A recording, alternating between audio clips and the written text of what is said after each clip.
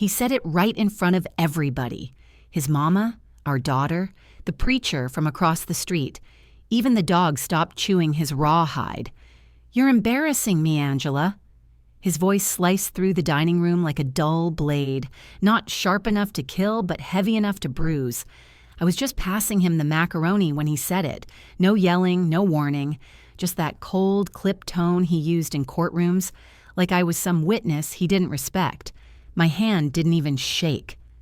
I set the pan down, wiped my hands on the towel, and smiled. Not a big smile, just the kind that says, "Noted." My name is Angela Bradford. I'm 48 years old, born and raised in Memphis, Tennessee. And this is the story of how I learned that silence can be louder than revenge. We'd been married 19 years. 19 years of learning how to build, stretch, and make do. I met Raymond when he was working security at a legal aid clinic downtown. He had a badge, not a gun, but he wore that badge like it meant something sacred. He was studying for the bar back then, carrying his dreams in a cracked leather briefcase that looked too small for everything he was trying to fit inside. I was running admin at the community health office, typing up Medicaid referrals by day, taking online accounting courses at night. He had ambition in his voice and holes in his shoes. I paid for both to be fixed. By year 3, I'd typed his resume, helped him pass the ethics exam, and sat through 3 failed interviews before he finally got that clerk job at the courthouse. We built our life like a southern porch, slow, steady, solid, brick by brick. I gave up grad school so he could go to law school. He promised we'd take turns. He promised a lot of things. When Raymond became an attorney for Shelby County's public defender's office, it was like watching a man shed skin. He started bringing home folders with red stamps, case numbers, and that courtroom swagger. Something about arguing for strangers made his voice change. Louder, smoother, sharper. At first I thought it was stress, but then I realized that tone only came out when I spoke. "Don't interrupt me, Angela. Stay out of this, Angela. This is my area, Angela." Each sentence was a pin, and over time I became the cushion. That Thanksgiving dinner, the one where he humiliated me, was our 19th. His mama brought dressing and unsolicited opinions. His sister, Latrice, had her phone on live half the time. I'd set the table with gold chargers and cranberry candles, trying to make peace out of chaos. When he told me I was embarrassing him, I saw my daughter's fork freeze midair. Even the preacher blinked like he'd missed a line in scripture. I didn't argue. I filled his plate with yams, said a prayer over the food, and changed the subject. But my ears stayed open. "See," my daddy used to say, "you don't need to holler when your paper trail can speak louder." So I started watching, quietly. It began with little things. Receipts folded twice, a Wells Fargo envelope tucked behind the car's sun visor, a text notification that flashed, "Cordova Property MGMT." He told me he was doing more pro bono work lately, but pro bono don't need mortgage paperwork. Then came the Discover card, addressed only to him. We shared everything, or so I thought. One night in early February, I got a call from my friend Letty. She worked late at City Cafe over on Poplar. Her whisper came fast and low like she was holding her breath. "Girl," she said, "your husband in here with some little yellow bone in stilettos. They sitting real close." I didn't flinch, just thanked her and went back to folding laundry. The towel smelled like lavender detergent and restraint. That's when the silence started stacking. I called the mortgage lender the next day, said I just needed to verify our joint account details. The lady on the phone was cheerful, the kind that hums through her sentences. "Oh, I see the refinance was approved last week. You'll receive the closing documents soon." My heart slowed down instead of speeding up. It's strange how betrayal don't always come with thunder. Sometimes it's paperwork in your inbox. When the PDF hit my email 2 hours later, I opened it slow, like opening a casket you already know holds something ugly. He'd forged my signature, messy too, didn't even get the loops right. And the refinance wasn't for home repairs like we'd discussed. It was for a down payment on a duplex in Cordova, title under Raymond D. Bradford, sole owner. My throat tightened. but not from tears, from calculation. I printed every page, highlighted the discrepancies, then slipped it all into a manila folder labeled in thick black ink, Raymond Lies Vol. 1. The notary's name was Patrice Johnson. I called her during my lunch break while the office microwave hummed behind me. Her voice was young, but her tone carried the weight of someone who'd seen too much. "I never met with an Angela Bradford," she said. "Just Raymond. He said his wife signed it already." I wrote every word down, word for word. Did I scream? No. Did I cry? Not once. I logged into my old legal aid account, something I'd kept quiet about. Back when I used to help elderly clients, I'd learned where to file things that make men nervous. Within 15 minutes, I'd submitted a report to the Shelby County Clerk's Office for suspected mortgage fraud, attached the file, added the notary's name. No emotion, just precision. That night, he came home with barbecue and a grin. "Got you the ribs you like," he said, setting the bag on the counter. I turned from the sink, drying my hands slow. "Long day. You know how court gets. Clients lying, judges snapping." Oh, the irony. We ate in silence, except for the sound of bones hitting the plate. The kind of silence that builds walls between two people sitting a foot apart. The next morning, while he showered, I checked the mail. A thick envelope with his firm's letterhead. Bradford and Davis, LLP. My curiosity got the better of me. Inside was a preliminary divorce petition, filed by him, dated 2 days ago. Grounds, irreconcilable differences. Attached, a request for spousal control of assets due to emotional instability and erratic behavior of the wife. I almost laughed. The kind of laugh that don't sound right coming out your own mouth. My heart didn't break. It sharpened.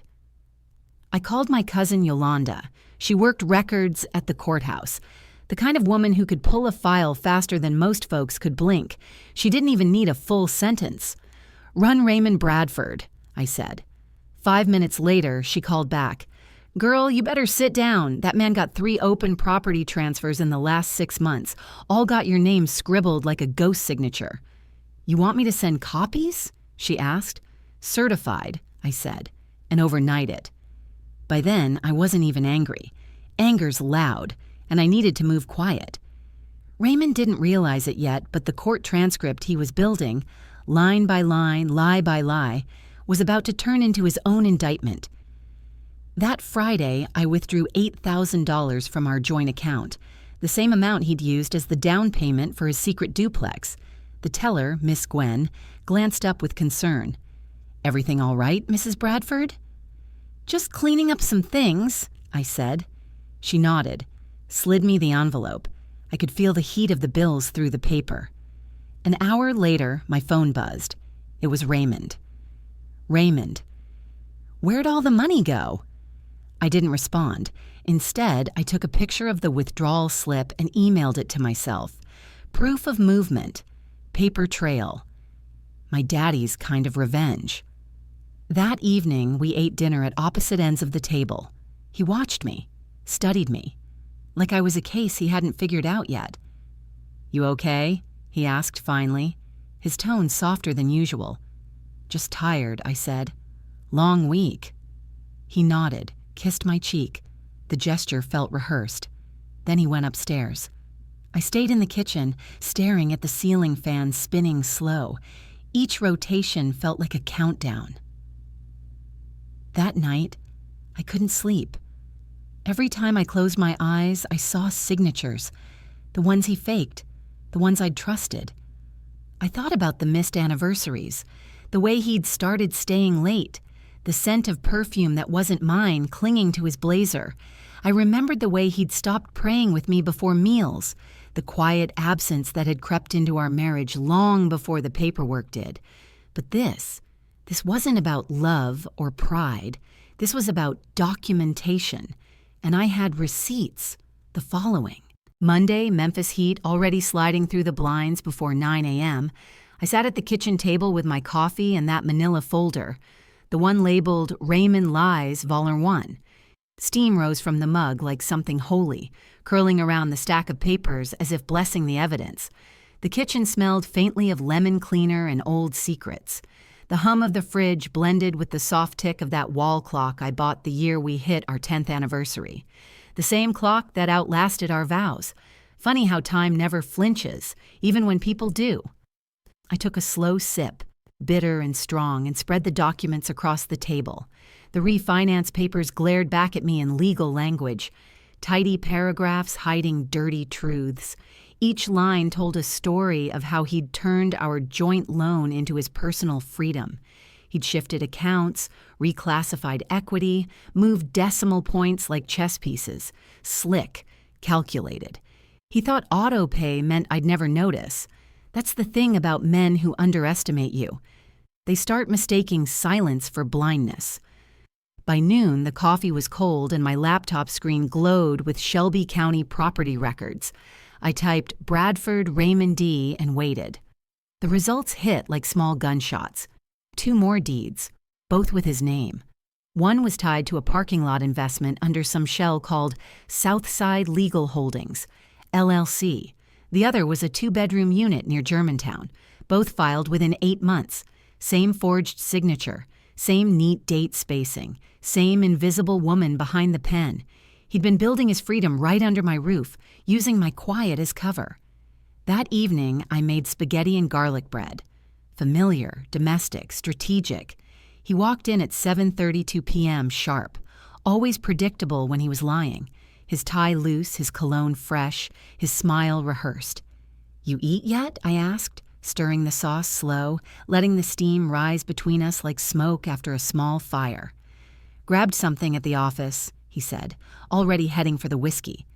I nodded, watching him scroll through his phone.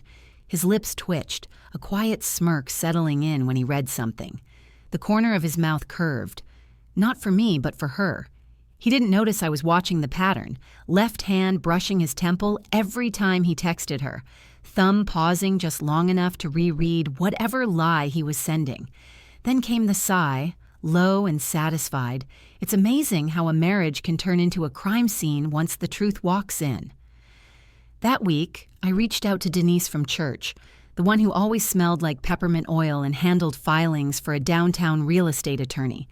I told her I needed advice for a friend. She laughed through the phone. "Girl, you ain't gotta lie to me. Bring whatever you got." So I did. Her office smelled like toner, paper, and yesterday's coffee. Stacks of manila envelopes leaned against the walls like quiet soldiers. She spread my folder open across her desk and started flipping through it. After a minute, she let out a slow whistle. "Whew, Angela, this is textbook fraud. Forgery, too. He's sloppy with it. You want me to recommend somebody discreet?" I nodded once. She scribbled a name on a yellow sticky note and slid it toward me. Carolyn C.J. Jeffers, attorney at law. A week later, I sat across from Carolyn in her midtown office. The air smelled faintly of sage and printer ink. She was tall, early 50s maybe, with a gray streak slicing through her twist out like wisdom in motion. Her glasses had gold rims, her nails were short and clean, and her voice carried that kind of calm that could make a courtroom go quiet. She flipped through my folder slow, reading every line twice. Yellow highlighter gliding across the fraud, pink underlines circling dates. She didn't rush, didn't pity me, just assessed. Finally, she looked up. "You've been patient, Ms. Bradford. That's rare, and that's going to serve you real well." I smiled faintly. I figured the paper trail should do the talking. Carolyn nodded. "Let's make sure the court listens." We spent 2 hours setting the chessboard. Forensic accounting request, subpoenas for every shared financial account, freeze order on all assets carrying my name, each step quiet, timed, surgical. She leaned forward, elbows on her desk. "Don't tip your hand. Men like him burn evidence when they smell smoke." I met her gaze. "He still thinks I'm trying to save this marriage." "Good," she said, her lips curling just slightly. "Keep it that way." Driving home, the air was thick with late summer humidity. I stopped by the post office on Union Avenue, filled out 2 certified mail slips. one addressed to myself, one to Carolyn, and slipped copies of every document inside. My daddy used to say certified mail was the paper version of armor. It don't scream or fight. It just stands there in court and proves you were telling the truth the whole time. When I got home, the porch light flickered. Raymond's car was already in the driveway. He walked in whistling, holding a bouquet of roses wrapped in cellophane from Kroger. "Thought you could use a pick-me-up," he said, like he was some leading man in a bad romance movie. "Roses? Your favorite?"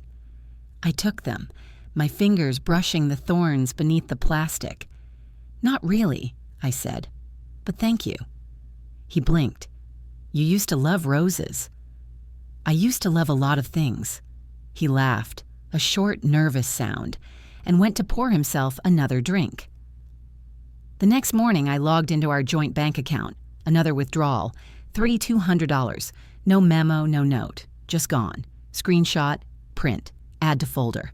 By now, that manila folder had grown thick enough to hum when I set it down. "That Friday," Carolyn called. Her tone was all business. "Angela, your husband just filed a motion to freeze your assets. Claims you've been spending erratically." I almost dropped my tea. Then I laughed. "Of course he did. He's trying to preempt you," she said. "Frame you as unstable. That's fine. Every lie is another nail in his own coffin."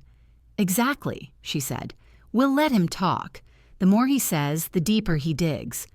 That night, I made gumbo, sausage and shrimp, just the way he liked. I poured him a glass of wine, kept my tone light. "So, how was your day?" He grinned, relaxed. "Actually, I got some big news." "Oh, yeah?" He leaned back, confidence dripping like grease off a pan. "Private firm reached out. They're offering partnership. Big money, Angela. Might even move downtown. Bigger office, bigger clients. This could be it." I swirled my wine. "Is that right?" "Yeah," he said, chest puffing. "Finally paying off." I smiled soft, like I believed him. Inside, though, I marked every word. Bigger office. Bigger lies. The next morning, I told him I needed to pick up something from Macy's. He kissed my cheek, said, "Don't spend too much." I smiled. Wouldn't dream of it. I followed him instead. The sun was low and golden when I parked a block behind him downtown. I watched him step out of his car, straighten his tie, and walk into a small brick building labeled Bradford Legal Group. My stomach turned cold. He'd started his own firm, with our money, without saying a word. I sat in the car, engine running, gospel radio humming through the static. Shirley Caesar's voice floated through the speakers. "He'll do it again." And I thought, yes, he will, but so will I. Back home, I brewed a fresh pot of sweet tea and opened a new notebook. On the cover, I wrote in black ink, "Personal log, case file, Raymond Bradford." I started from the beginning. Every forged signature, every secret LLC, every late-night deposit and fake affidavit, every transfer that smelled like betrayal. Then I printed the business registration for Bradford Legal Group. The registered agent? His assistant? The same woman Letty saw him with at City Cafe. That's when it hit me. The betrayal wasn't emotional anymore. It was financial. And that meant it was legal. By April, I'd gathered everything Carolyn needed for the counterclaim. She filed it quiet, sealed, surgical. Court date, July. In the meantime, I played my part. I packed his lunch with love notes he didn't deserve. I smiled through Sunday service, nodded at his mother's comments about keeping a family together. I let him post pictures of us on Facebook, matching outfits, fake captions, digital lies. Underneath it all, I stayed silent. Because silence doesn't mean surrender. It means strategy. It means you've climbed to a higher frequency. One only truth can hear. July came with a heat wave and court papers. That Memphis kind of heat. The kind that clings to you like guilt, heavy and stubborn, sliding down the back of your neck no matter how many fans you run or prayers you whisper. It was the kind of heat that makes metal sizzle in tempers short. The kind that makes lies sweat. I stood at the kitchen sink that morning, watching condensation drip down the glass like slow tears. The coffee pot hissed and gurgled behind me, steam curling up like it was exhaling secrets. On the table, beside my mug, sat that folder. Thicker now, edges bent, corners worn soft by repetition. It was the day of the preliminary hearing, not the final showdown, just the first swing. But first swings matter. They tell you who's really ready for battle. Raymond didn't know I had counsel. He thought this was going to be a light sparring match, something he could charm or con his way through like he always did, with big words and bigger ego. He was about to find out that silence builds more power than noise ever could. I dressed simple. Navy blue slacks, cream blouse, flats. No lipstick, no perfume. My mama used to say, when you walk into a storm, don't dress for attention, dress for survival. So I did. When I got to the courthouse, the air inside was cool but stale, recycled chill that still carried the faint scent of dust, nerves, and disinfectant. A bailiff nodded at me as I walked through the metal detector. I nodded back, calm, steady. Carolyn was already there. She looked sharp, collected, her calm radiating like gospel truth. She motioned for me to come over. We didn't need many words, just a shared glance. We were ready. We approached the clerk's window, signed the sheet, and sat in the hallway. The old bench creaked beneath us. The sound reminded me of church pews during a long sermon, uncomfortable but grounding. 10 minutes later, I heard the sound of expensive shoes clicking down the hall. Raymond. He came in wearing that tailored gray suit, crisp as Judgment Day, cufflinks gleaming, tie perfectly knotted, talking too loud into his phone, like he needed the whole hallway to hear his self-importance. When his eyes landed on me, I saw it. That half-second of hesitation, not surprise, just disturbance. He didn't expect this version of me. I gave him a polite nod. The kind you give a neighbor you don't like but still wave to. He smirked back, that old lawyer's smirk that said, "You don't know what you're doing." But I did. When our case number was called, we entered the courtroom. Small space. No grandeur. Just truth waiting to happen. The judge sat behind the bench, her glasses low on her nose, gavel within reach but untouched. The stenographer tapped her keys like music. Steady rhythm, word by word, line by line. A single bailiff leaned against the wall, arms folded, face unreadable. Raymond stood first, always talking. "Your Honor," he began, with that courtroom smoothness he practiced more than his marriage. "This is a routine divorce petition. My wife and I have been separated emotionally for some time, and I'm simply trying to reach an amicable resolution."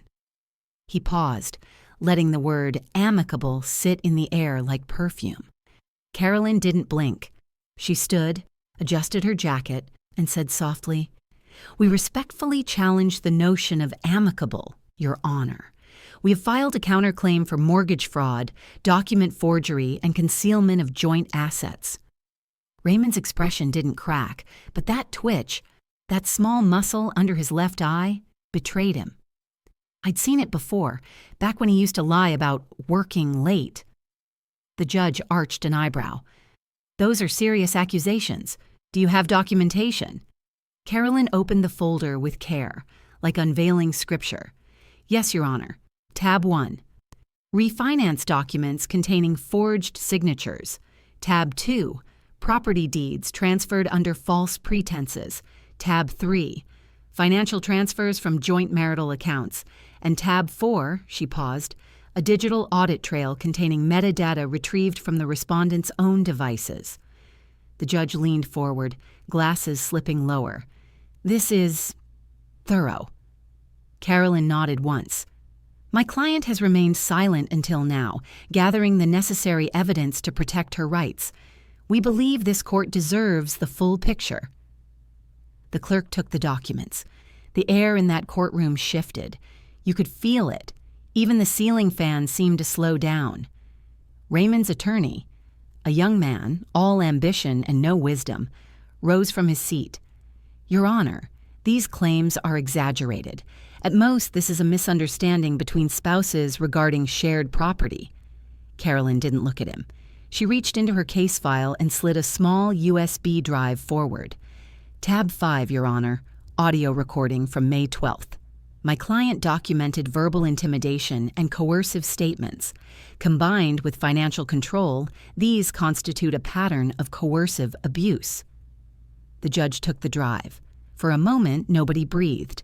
Then she said evenly, "Counsel, I suggest your client prepare for a more serious hearing than he expected." Raymond's composure cracked, just slightly. His jaw tightened, eyes darting toward me for the first time since we sat down. Not with charm, not with arrogance, with something rawer. Panic. When the hearing adjourned, Carolyn and I walked down the courthouse steps into the thick, humming air. Cicadas screamed in the trees, and a storm threatened somewhere in the distance. She looked over. "You sure you want to keep this quiet?" "Yes," I said. My voice didn't tremble. "Let him tell his version to the world. I'll let the paperwork tell mine." That night, the house was quiet except for the steady ticking of that same wall clock. I'd roasted chicken, seasoned just right, candles flickering on the table like nothing had happened. He walked in late, shirt unbuttoned at the collar, face tired. "You cooked?" he asked, tone unsure, like he couldn't tell if it was peace or a setup. I nodded. "We're still married, aren't we?" He hesitated, then sat. The scrape of his chair against the floor sounded louder than usual. "Angela," he said after a long pause, "we don't have to do this in court. We can work this out." I cut into my food. "You mean like when you forged my name on a deed?" He froze, fork in hand. I kept eating, calm.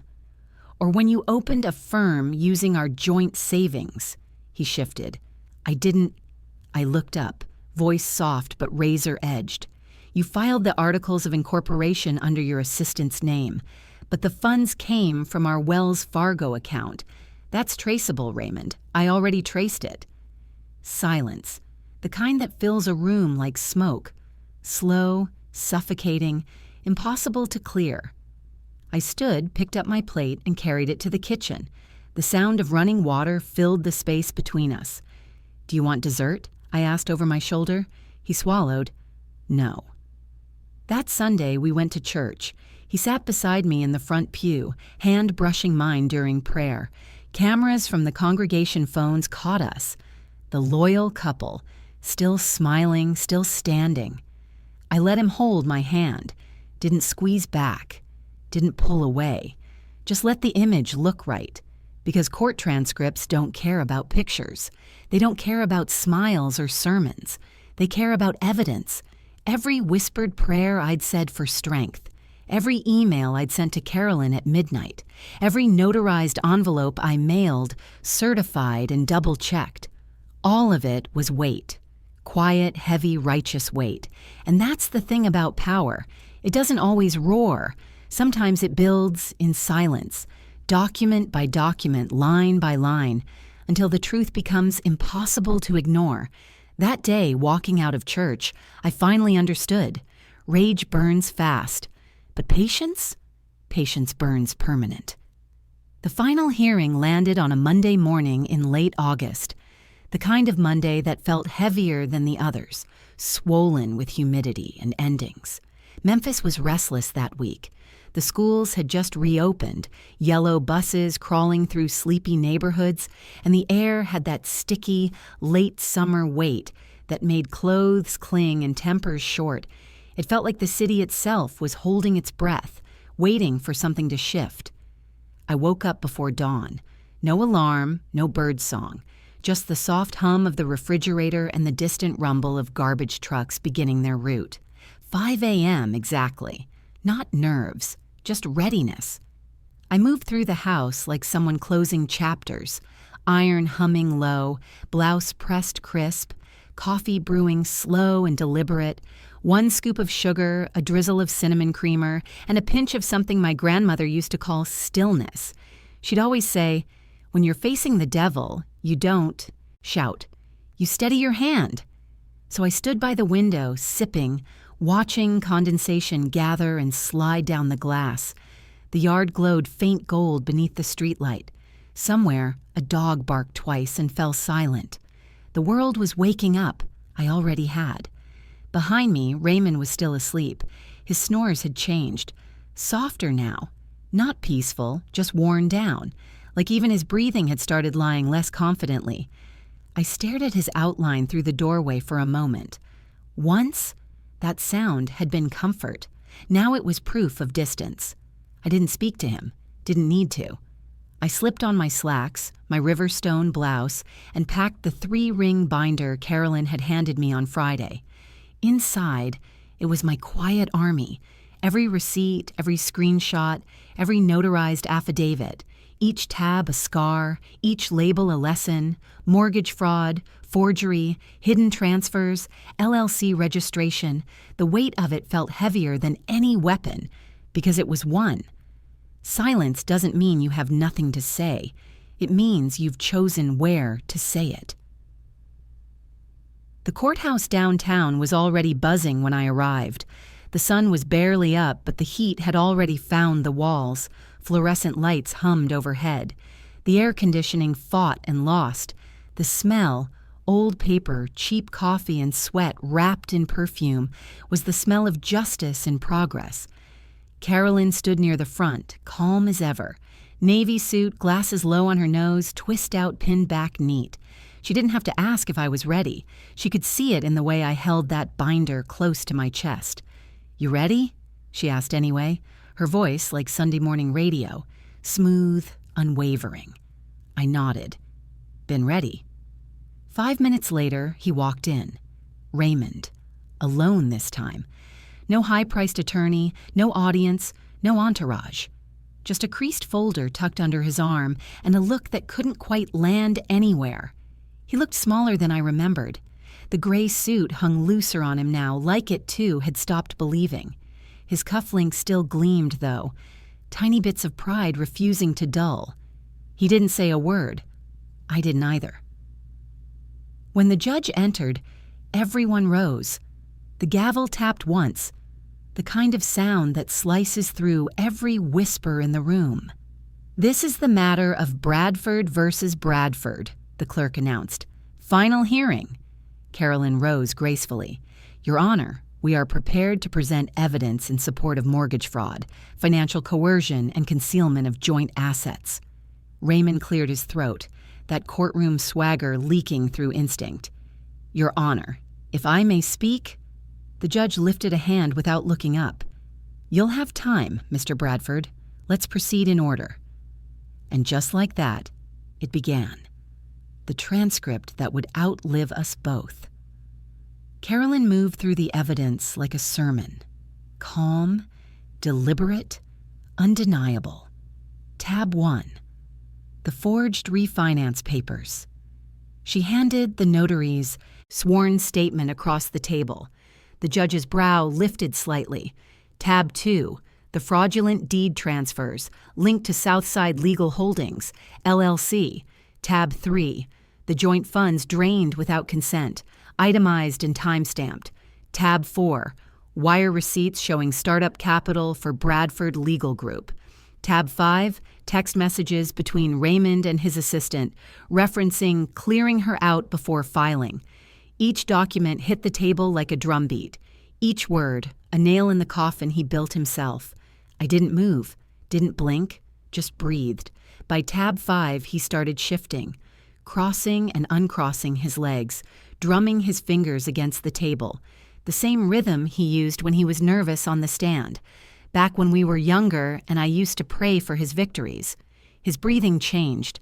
That deep, sharp inhale through the nose, the one I'd learned meant he was losing control.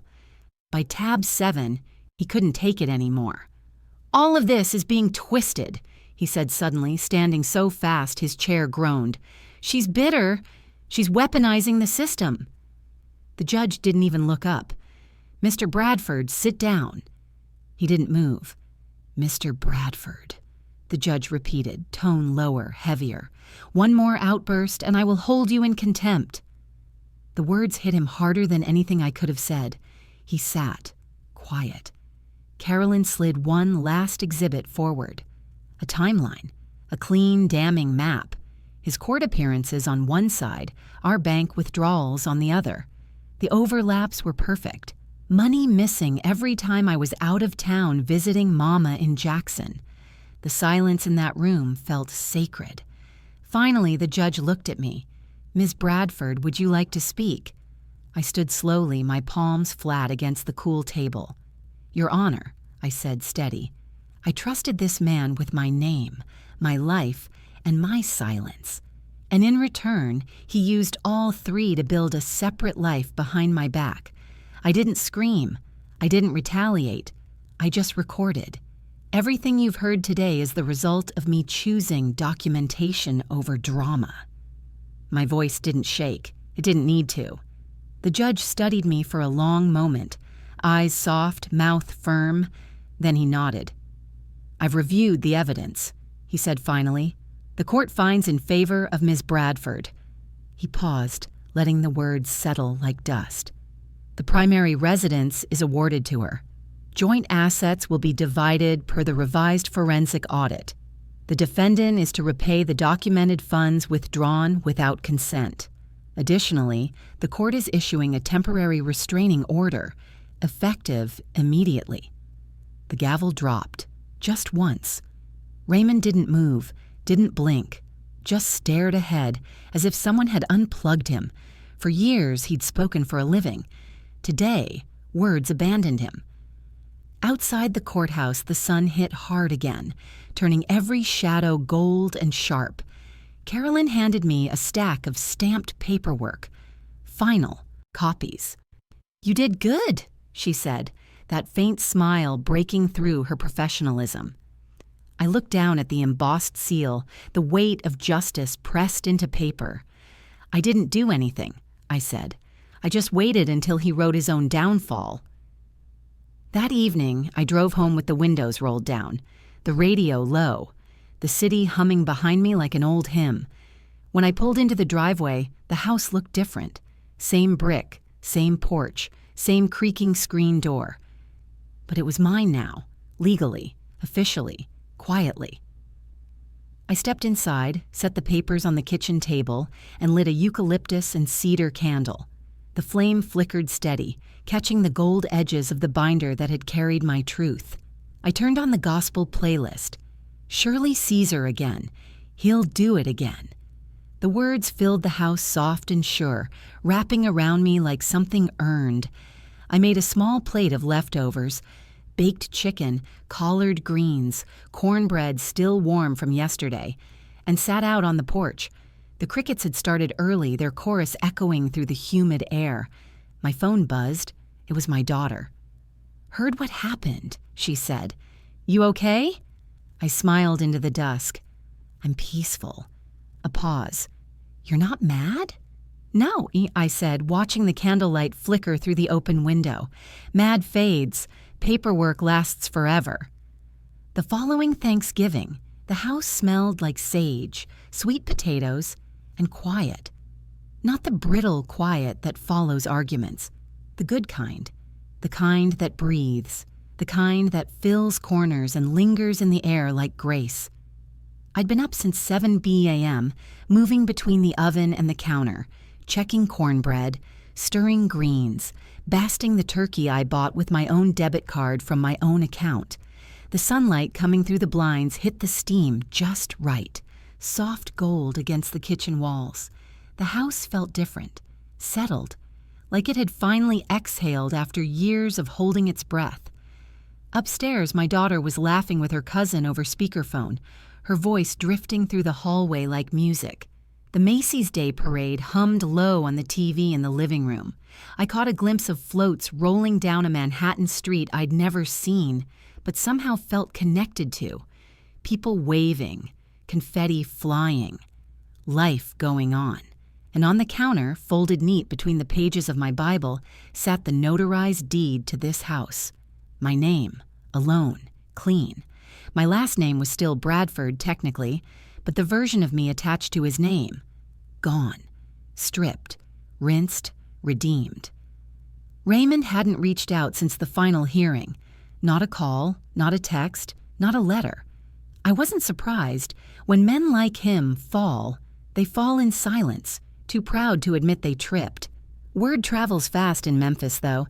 By September, people in his circles had started whispering. The transcript from our case, all 198 pages of it, made quiet rounds among the courthouse crowd, judges, clerks, old colleagues. Turns out one of the judges on the appeals board had been at our wedding 20 years ago. Small town, long memory. His reputation cracked first, then his confidence, then the firm. One by one, the same men who used to laugh at his jokes stopped picking up his calls. The same associates who used to toast his promotions started calling him unavailable. Even his assistant, the one he'd tried to build a new life around, left for another firm before Christmas. I didn't gloat, didn't post a thing, didn't even tell my story at the salon, though I knew it would have gone viral before the dryers cooled. I just wrote a single line at the top of my gratitude list that read, "Silence can't be misquoted." That Sunday after Thanksgiving, I carried 3 foil-covered trays, dressing, macaroni, caramel cake, down to the First Baptist Women's Fellowship. The parking lot was full of minivans and old Buicks. Inside, the room buzzed with chatter, perfume, and laughter, the kind of joy you can hear before you see it. When I walked in, the room quieted for a second, then broke into applause, not because I was a victim, because I hadn't folded. Ms. Loretta, 83 years strong and sharp as ever, grabbed my hand near the coffee urn and whispered, "You handled that like scripture, baby, red letters and all." I laughed, squeezing her hand back. Took me long enough to learn how to read between the lines. Later that week, I did something I'd been quietly planning for months. Angela B. Consulting LLC, small name, big meaning. I filed the paperwork online from my kitchen table, the same table where I'd once stared at forged documents and broken vows. This time, the signatures were real. Mine. Every letter. A consulting firm for women navigating separation, divorce, and financial independence, helping them organize, document, and protect, helping them understand what men like Raymond never taught them. That control lives in the details. I didn't blast it on social media. No grand opening, no launch party. Just a simple flyer pinned to the church bulletin board and a quiet message in the family group chat. If you know any women who need help getting their paperwork right, send them my way. The calls came quicker than I expected. By Christmas, I had 5 clients. By Easter, 32. And every one of them had the same story told in different words. Confusion, exhaustion, fear, hope. Most weren't asking for revenge. They were asking for clarity, a plan, a way to stand up without shouting. I showed them how, taught them how to pull property records online, how to file for tax transcripts, how to notarize quietly at the UPS store, how to track money that tried to go missing, how to make a binder that speaks louder than tears. I quoted Carolyn more than once. A woman with a highlighter and a folder is more dangerous than a man with a temper. They always laughed when I said it, but then they believed it. It was late spring when I saw him again. I'd just come out of Regions Bank downtown, arms full of envelopes, binder pressed against my side. The afternoon air was warm, sweet with wisteria from somewhere I couldn't see. Raymond was walking in. He froze mid-step like a man who'd just seen a ghost he owed money to. The suit was off the rack this time. The blazer didn't fit right. His tie was missing. His eyes, once so sure, looked smaller. For a moment, I saw the man I used to love, the one with ambition in his eyes and scuffed shoes I once helped polish, but that man was gone. I didn't stop, didn't flinch, just gave him that same soft, steady smile I'd given him at the Thanksgiving table years ago, the one that said, "Noted." He opened his mouth like he wanted to say something, maybe an apology, maybe a plea, maybe nothing at all. But I passed by, heels clicking on tile, perfume trailing behind me.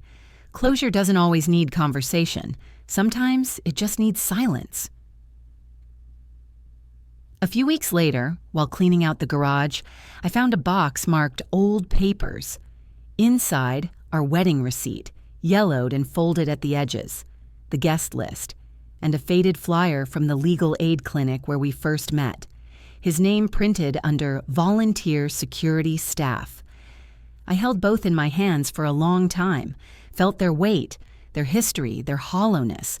Then I fed them one by one into the shredder, not out of anger, out of release.